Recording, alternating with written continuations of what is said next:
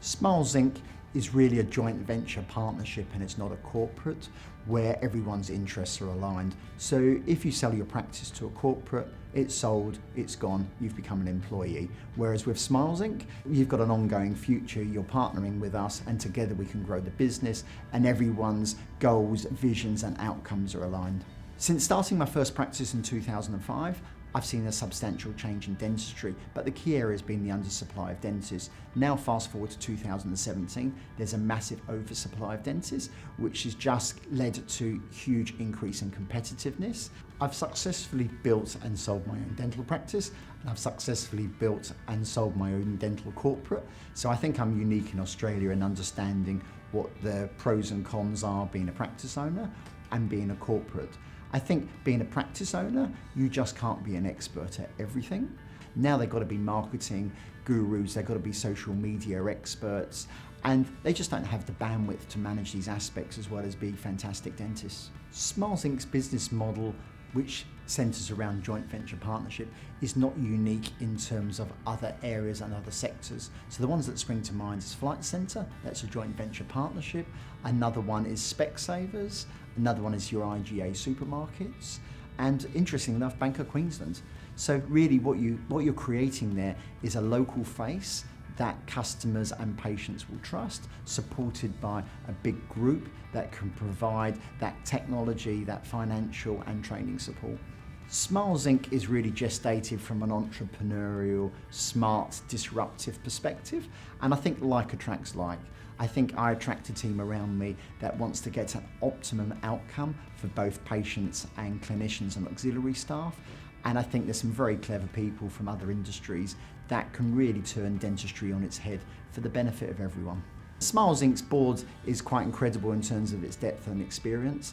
My chairman, David Hurley, worked with Ramsay Health from almost inception to a $19 billion company, and so he's very familiar with the health space area. And David Usas was PwC's youngest partner, worked with them for 32 years and finished his career as head of mergers and acquisitions. So between the two of them, they bring a lot of business acumen, investor acumen, and just general savvy business skills to a profession that doesn't really have that. Smiles Inc. is focused on helping a practice grow to its full potential, mainly through looking at what I term as 3 silos: improving the practice's business acumen, getting what I term as more out of the same, so improving internal processes, the $1 million filing cabinet, treatment plan acceptance, financing, and then the 3rd silo is marketing, which can be broken down into 2 areas. One's local area marketing, getting that practice very well known and liked in the area, and the other one is national branding and getting the consumer and the patients comfortable with our values and with our business proposition. Smiles Inc.'s business model from a practitioner's point of view is just completely unique. They keep a 40% stake in the business, and we align everyone's interests so that going forward they can take some money off the table up front, they can de-risk, but they keep a stake in the business, and if we can grow that business over the next 3 to 5 years, then maybe that 40% becomes what 100% is worth today.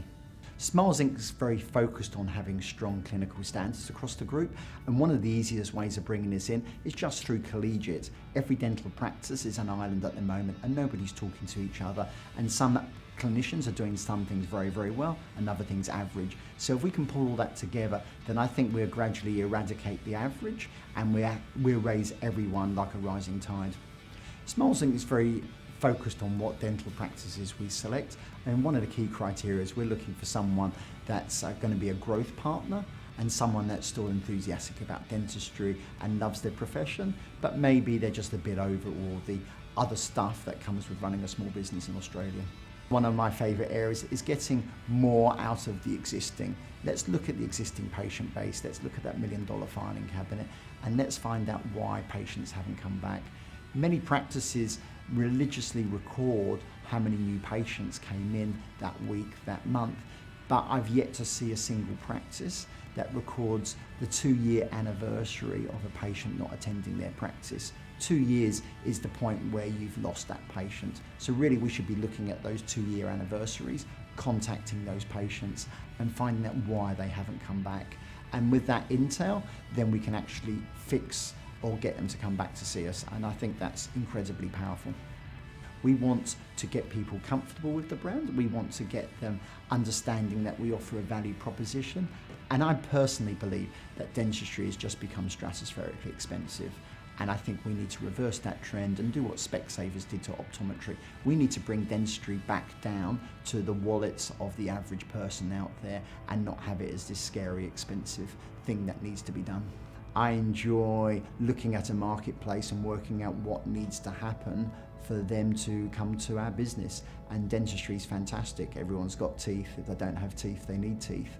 So really everyone's a potential customer. So how do we disrupt them and get them coming to Smiles Inc?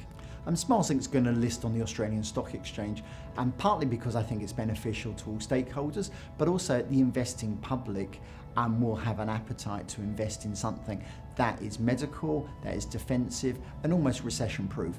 I see Smiles Inc in 5 to 10 years' time of being that Flight Centre or Specsavers of dentistry, where every member of the general public is familiar with the brand, they're comfortable using it, and it's on every street corner.